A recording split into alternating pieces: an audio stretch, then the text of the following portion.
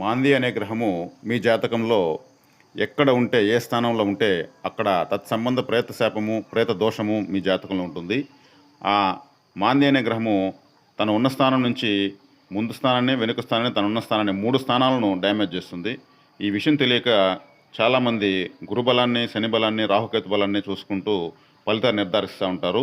కాబట్టి మాంది మీ జాతకంలో ఎక్కడుంది, అది ఎటువంటి దోషాన్ని మీకు కలుగజేస్తూ ఉంది అని తెలుసుకుని దానికి తగినటువంటి పరిహారాలు చేసుకుంటేనే జాతకం ముందుకెళ్తుంది.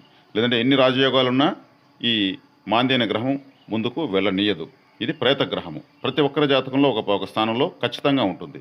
కాబట్టి ఈ మాంది దోషాన్ని మీరు పూర్తిగా నివర్తించుకోవాలంటే తంత్ర జ్యోతిషం ప్రకారం మీ జాతకాన్ని చూపించుకొని దాని ద్వారా ఫలితాన్ని పొందగలని ఆశిస్తున్నాను.